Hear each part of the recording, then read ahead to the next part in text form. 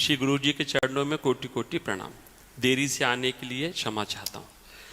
गुरु जी, मेरा प्रश्न यह है कि अगर हमें किसी सामान्य व्यक्ति से प्रेम होता है तो हमें उसका चिंतन हमेशा होता रहता है। अगर वही व्यक्ति हमसे प्रेम करे तो वह चिंतन और भी दृढ़ बन जाता है। परंतु सत्संग में यह सुनने के बाद भी कि प्रभु हमसे बहुत प्रेम करते हैं, उन्हीं की कृपा से हमें ये मानव शरीर मिला है, वृंदावन धाम मिला है, गुरु जी से दीक्षा मिली है, हमें प्रभु का निरंतर चिंतन क्यों नहीं होता? हमें क्या त्रुटि हो रही है?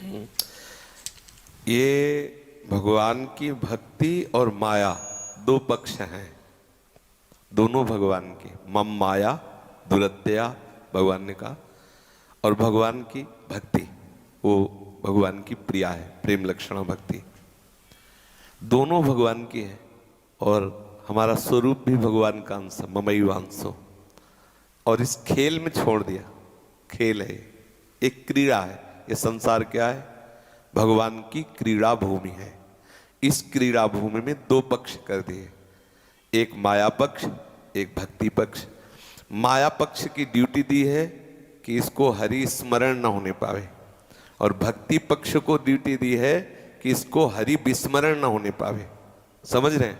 और हमें छोड़ दिया कि दोनों पक्ष का प्रभाव ये, तू देख, जिस पक्ष को चाहे उसका वर्ण कर ले। अब भक्ति पक्ष में इतने आकर्षण की वृत्ति मुझे नहीं लगी जितने जगत के आकर्षण की वृत्ति लगी, और हम अपने प्रीतम श्री हरि को भूल गए और माया के आकर्षण में इतना फंस गए कि हम ये भूल ही गए कि हम हरि के हैं।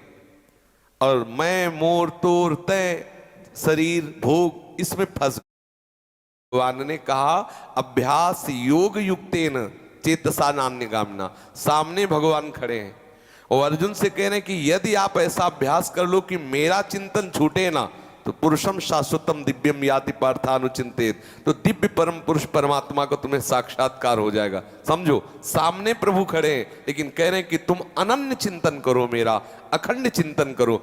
अब इसके लिए हमें अभ्यास करना होगा। माया का अभ्यास बहुत जन्म से हो गया है, इसलिए ये सहज और सरल लगता है, और प्रभु पराये लगते हैं, और भ्रम ये माया ने पैदा कर दिया। और जबकि सब प्रभु ही हैं, घड़े अलग अलग रंग बिरंगी हैं, लेकिन इसमें जो आकाश दिखाई दे रहा है, जो इसमें प्रतिबिंब है, वो एक ही परमात्मा तत्व का है। तो जितने ये घड़े हैं, ये सब दिखाई दे रहे स्त्री पुरुषार्थ, इनमें श्री कृष्ण का प्रकाश सब में समान रूप से है।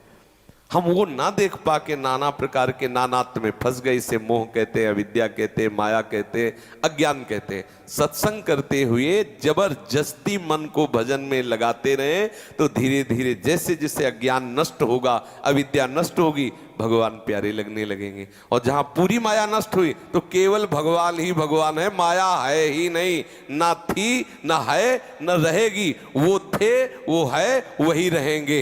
ये बात अनुभव में आ जाएगी। ठीक है ना? उदास, निराश, हताश, ये हमारी डायरी से हट जाना चाहिए। हमें प्रतिपल उत्साहित होकर के दिखाई नहीं दे रहा, लेकिन मुझे भजन करना है। वो मुझे प्यार कर रहा है, मुझे अनुभव में नहीं आ रहा है, लेकिन इसीलिए गुरु बनाया जाता है कि मुझे तो कुछ पता नहीं। जैसे अभी आपको कहा जाए आप निधिवन जाइए, बड़ा आनंद बरस रहा है, तो आप कहोगे निधिवन कहाँ है? यहीं वृंदावन में। मुझे पता नहीं, तो मैं ये आदमी देता हूं, चले जाओ। अब वो आदमी निधिवन ले जाए चाहे कसाई वाड़े ले जाए, तुम बिल्कुल पैर बढ़ाते चले जाओ, क्योंकि तुम्हें विश्वास है कि ये हमें भेजा गया निधिवन के लिए, और आप विश्वास पूर्वक उसके साथ चले जा रहे हो। नहीं चले जा रहे हो। जब एक साधारण जगह जानने के लिए प्रगट में हम किसी व्यक्ति का भरोसा कर रहे हैं, तो हम प्रभु को जानने के लिए सदगुरुदेव के बताए हुए वाक्य, बताए हुए उपासना पद्धति, बताए हुए मार्ग पर बिना किसी हिचक के चल दे, तो वो तो धोखा दे सकता है, वो कहीं और ले जा खड़ा कर, लेकिन ये जहां भी पहुंचाएगा वहीं प्रभु होंगे।